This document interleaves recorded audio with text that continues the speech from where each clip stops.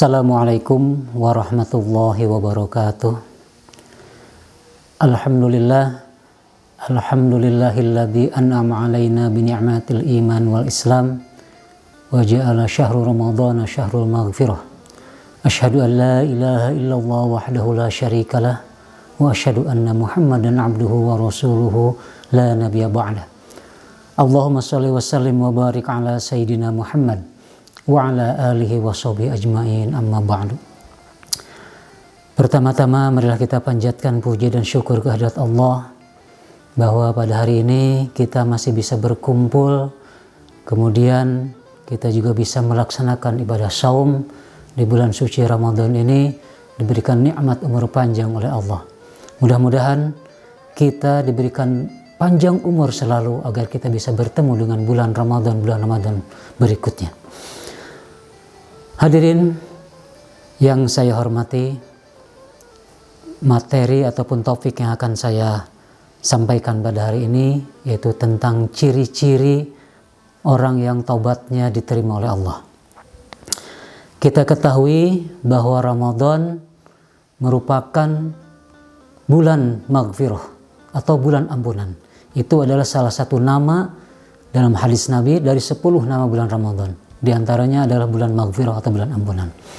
Oleh karena itu, tidak salah andaikan kita selalu meminta ampunan kepada Allah di bulan suci ini. Bulan Ramadan adalah bulan yang sangat istimewa, sehingga ampunan dari Allah pun itu sangat istimewa. Dalam sebuah hadis qudsi, Allah menyampaikan bahwa kullu amal ibni Adam yudha'af. Setiap amal anak Adam itu pasti ada balasannya. Al-hasanatu asyru amsalihha.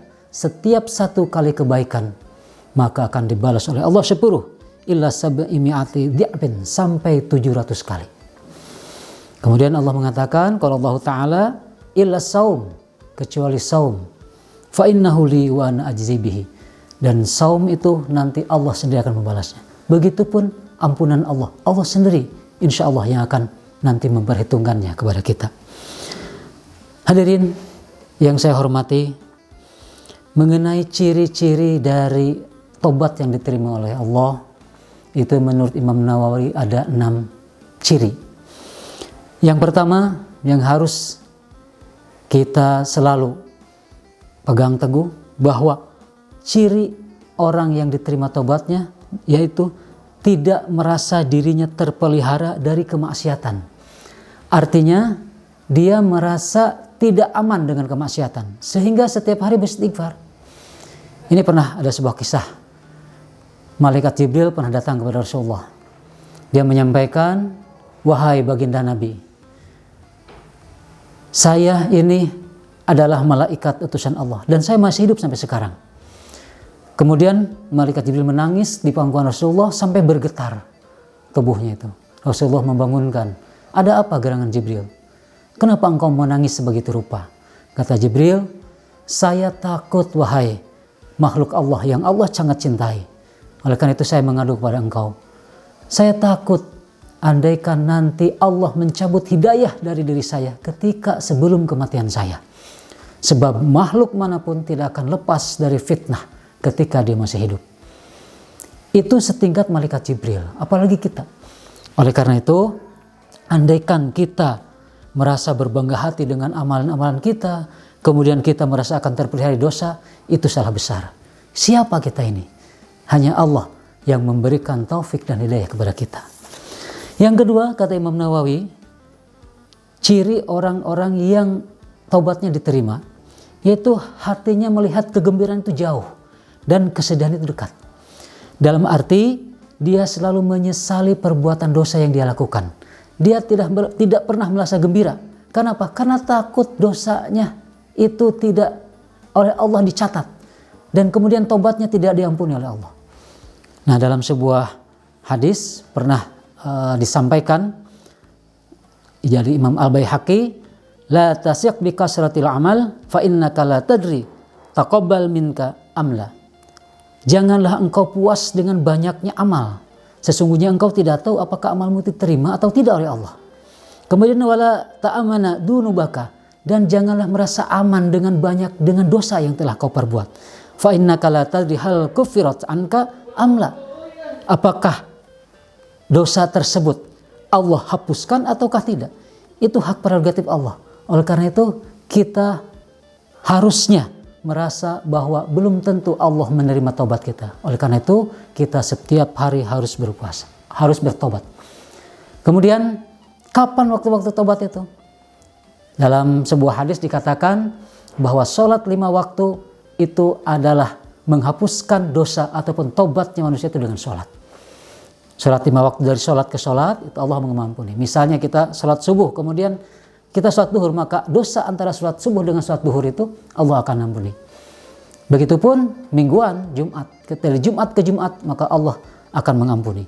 Dan yang paling utama yaitu pada saat ini, yaitu bulan Ramadan. Dari Ramadan ke Ramadan Allah akan mengampuni manusia yang beriman kepada Allah kemudian bertobat kepada Allah.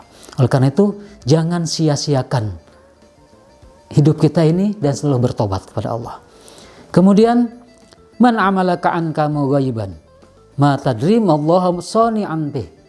Kita kan tidak tahu bahwa amalan kita itu gaib. Kita tidak tahu bahwa Allah akan menerima atau tidak, dan kita tidak tahu apa yang diperbuat oleh Allah dalam amalan kita.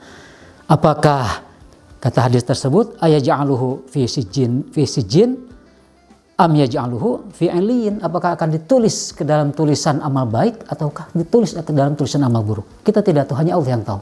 Jangankan kita, malaikat saja tidak tahu apakah amal kita diterima atau tidak oleh Allah.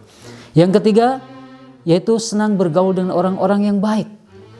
Sebab dengan bergaul dengan orang yang baik, lingkungan akan mempengaruhi kita. Andaikan kita bergaul dengan orang yang buruk, maka masyarakat pun akan mencap buruk. Kita bergaul dengan copet, maka orang lain akan menyangka kita copet dan sebagainya. Oleh karena itu, bergaulah dengan orang-orang yang soleh. Dan yang keempat, kata Imam Nawawi, memandang hartanya yang sedikit terasa banyak. Walaupun hartanya sedikit, tapi dia merasa terlalu banyak. Kenapa? Akan dipermintai pertanggungjawaban. Faman kana mithqala dzarratin khairan yarah wa man kana mithqala dzarratin syarran yarah. Bahwa seujung jarum pun Allah akan menghisab ataupun akan memperhitungkan amalan-amalan kita. Kemudian yang kelima, orang yang ciri-cirinya diterima taubatnya oleh Allah, yaitu sibuk dengan ketaatan kepada Allah dan daripada mengejar dunia. Itu yang disebut dengan bahasa agama mungkin juhud, seperti itu. Jadi pernah pada masa Rasulullah ada sebuah kisah, ja'a rajulun ilan Nabi sallallahu alaihi wasallam, datang seorang pemuda kepada Nabi sallallahu alaihi wasallam, faqala ya Rasulullah, wahai Rasulullah, dullani ala amali idza amiltuhu ahabbani ilallah wa ahabbani ilan nas. Wahai Nabi, tunjukkan kepada kami bahwa amalan-amalan yang kami lakukan itu adalah diterima ataupun dicintai oleh Allah ataupun tidak. Kemudian kata Nabi, izhad fid dunya yuhibbuka Allah. Juhudlah kalian kepada dunia, maka Allah akan mencintai. Kemudian wazhad fiha indan nas yuhibbukan nas. Berjuhudlah kalian kepada tangan manusia, maka manusia akan mencintai. Artinya juhud kepada tangan manusia itu misalnya kita sebagai karyawan, kemudian kita mengharapkan pangkat ataupun kenaikan pangkat, misalnya menjadi kepala bagian kah atau apakah, maka ketika kita juhud, kita menyerahkan semuanya kepada Allah dari tangan kekuasaan manusia yang tadi misalnya dulu atasan kita, maka manusia akan mencintai kita.